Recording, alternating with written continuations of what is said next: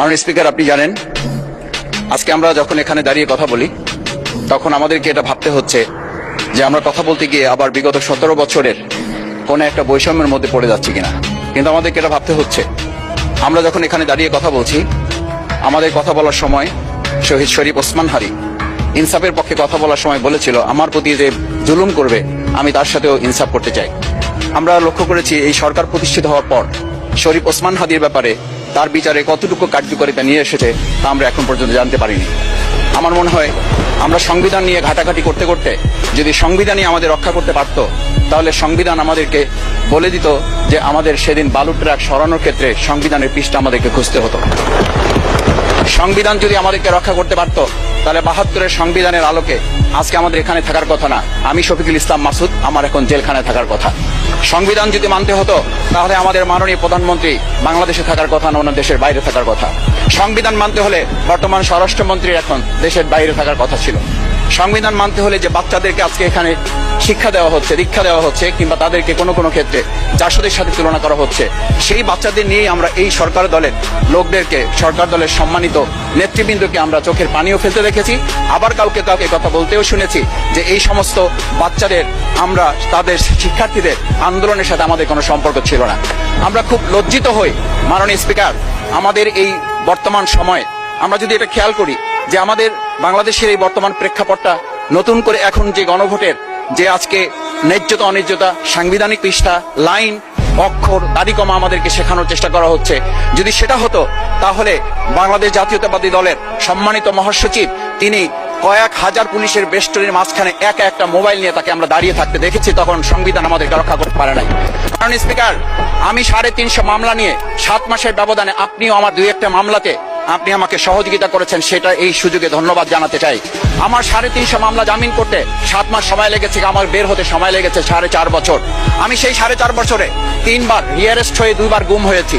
আমি তখন DGFI, NSI, ডিবিএসবির কাছে জানতে চেয়েছিলাম, আমার সামনে দিয়ে বড় বড় নেতারা বের হয়ে যাচ্ছে, আমার অপরাধটা কি? তখন বলেছিল তারা হুমকি না, হুমকি হচ্ছেন আপনারা। আমাদেরকে যখন শেখ হাসিনার শেষ সরকার নিষিদ্ধ করেছিল, তখন তারা 14 দল মিটিং করে বলেছিল এই জামাত শিবির হচ্ছে সবচেয়ে বড় সমস্যা, তাদেরকে নিষিদ্ধ করলে এই আন্দোলন থেমে যাবে। আজ একটা কথা পরিষ্কার বলতে চাই, এই গণবিপ্লব নিয়ে আমাদের মাথা ব্যথার মূল কারণ হচ্ছে এখানেই শেখ হাসিনা আমাদেরকে যথার্থ টার্গেটটা করেছিল। সেই টার্গেটের মূল লক্ষ্য ছিলাম আমরা।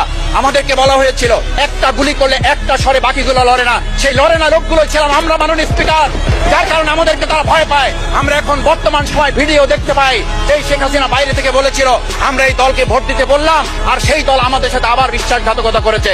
আমরা সেই শেখ হাসিনার বক্তব্য শোনার পর আমরা কাউকে আজকে এখানে বলতে শুনে নাই শেখ হাসিনার ওই বক্তব্য সঠিক নয়, এই মানুষ প্রতারিত হয়েছে, বেইমানি করা হয়েছে।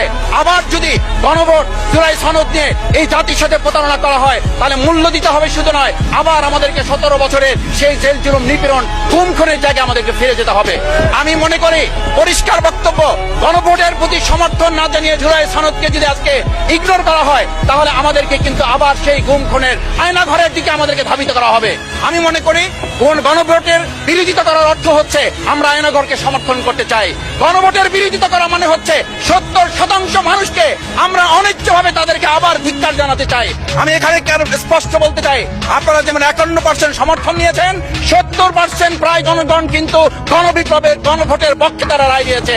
আপনাদের যে সেই 51%-এর তুলনায় সেই 70% প্রায় গণভোটকে যদি আপনারা ইগনোর করেন, তাহলে আমি বলবো আমার বাউফল, আমার পটুয়াখালী শুধু নয়, গোটা বাংলাদেশ আবার জেগে উঠে গণভোটকে তারা কার্যকর করবে। আমি পরিষ্কার এই কথাটা এই জন্য বলছি, আজকে সংবিধানের লাইন ধরে ধরে যদি আমাদেরকে এই কথা জানতে হতো, তাহলে আমাদের নেতৃবৃন্দকে ফাঁসির মঞ্চে যেতে হতো না।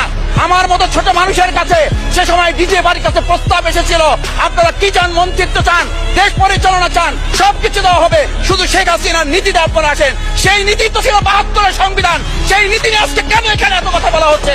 আমরা পরিষ্কার জানি, আমরা যদি সেই 72-এর সংবিধানকে ভালোবাসি, তাহলে এখানকার নেতৃবৃন্দ এবং মরহুমা বেগম খালেদা জিয়া নিজে বলেছিল আমরা সুযোগ পেলে এই সংবিধানকে আমরা ছুঁড়ে ফেলে দেব।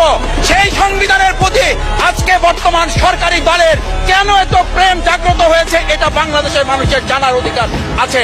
আমি আমার প্রিয় বাউফলের মানুষের প্রতি ভালোবাসা, শ্রদ্ধা জানাই। যেই বাউফলবাসী আমার দাবি আদায়ের জন্য, আমার এলাকার মানুষের অধিকার আদায়ের জন্য এখানে দিয়েছে,